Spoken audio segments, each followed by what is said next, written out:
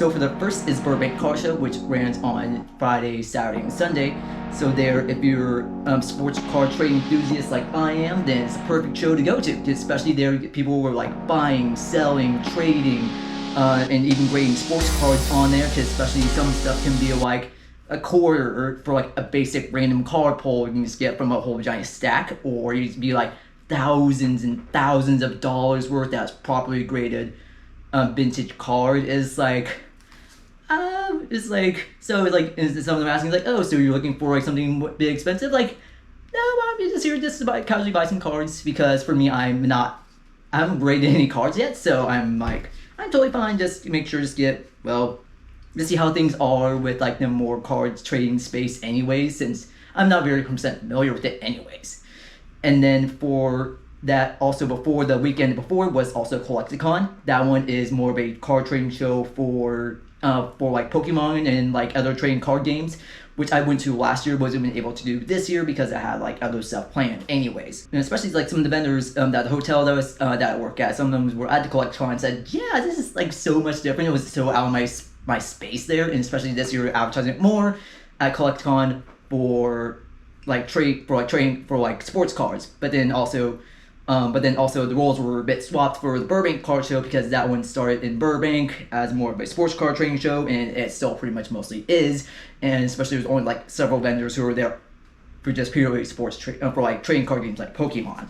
So for that one, it was pretty cool. So for that one, it was okay. So for the Burbank Card Show, it was like about 220,000 square feet of event space. And that was out of 1.8 million square feet for the at the Anaheim Convention Center for Labor Day weekend, for Friday, Saturday, and Sunday. Surprisingly, none of the stuff that was there were on Monday. You would think so, but I guess more time people recover and head back home, I guess. But there were some issues there as well, because like Friday there wasn't anything happening, but then on Saturday morning, from what I heard, there was a huge giant labor dispute at the Hilton across the street, and it was very loud. And also we went to one of the other conventions at Convention Center that I'll talk about later. I was there on Sunday. It was loud, like this. Right now I'm heading to going to the convention right now, and holy cow, there is a labor dispute strike out here. So I guess it's like Hilton. I'm not sure what exactly. They're probably asking for more money for that place on there, but we're just now trying to cross the line there. But they are loud and they're going inside. So we're not associated with that. Today we're going to a convention.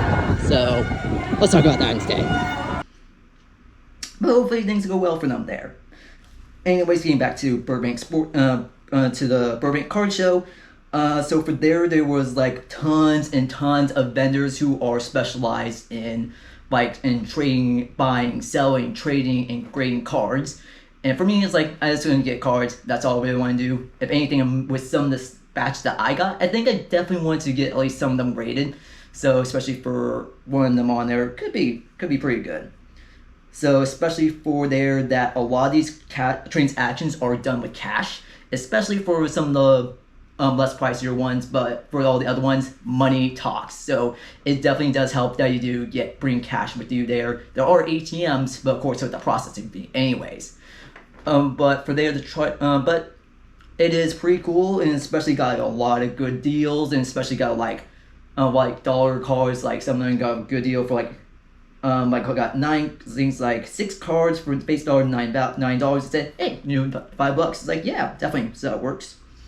And then also one other vendor that I bought from is it's called Card Slayer. So for there, he especially gets and collects Shohei Ohtani cards, because he is pretty good, but right now he's injured. But he's still pretty valuable in general. But one thing's on there as well, that especially if it is graded, then it gets very good value for there. So especially I think definitely one of these, I got a card for Shohei Ohtani. It was still pretty good shape, so if anything, get that graded as well. Also card grading companies like PSA and TAG, who do all the grading on there, so it can can help cement the value of the card. And then especially there on the upper level, they have tons and tons of trading card people, so I got some good deals there. But the lower level had a bit more as well. But so for the lower level of the convention center, they have is like people who specialize in trading Pokemon trading card games. There's only like several of them there, and then also they have like card grading companies and people who are like focused on trading card niches. And then also my favorite vendor there, Burbank Sports Cards. Oh my goodness, it was so amazing. They had so many cards there. It was like endless and endless sports cards for only starting out quarter.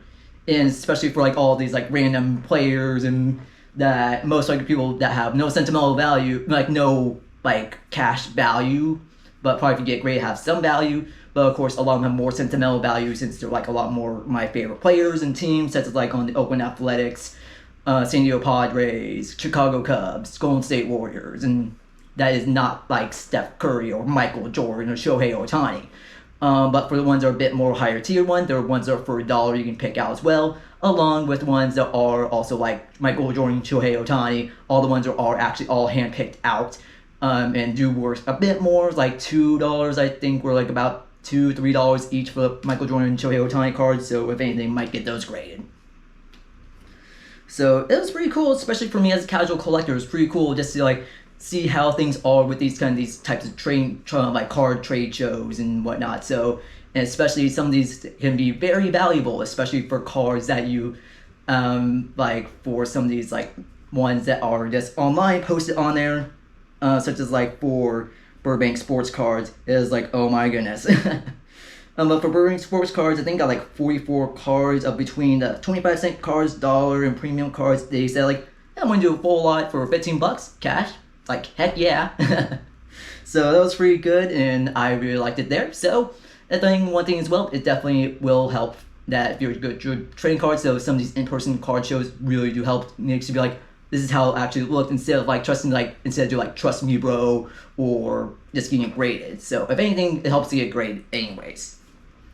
So especially from what I heard as well, that there's also like there was like after the show, there was like after the end of each day of the show, there was also is like trading card thing, unofficial like trade nights, like in the lobbies of hotels, including Anaheim Marriott. And with some of them finished like at towards midnight, trying to go to bed at like 2, and the next thing you know, protests are like Saturday at 6:30. Yeah. So it's not really a fun night, and a lot of them did not get enough sleep from what I heard there.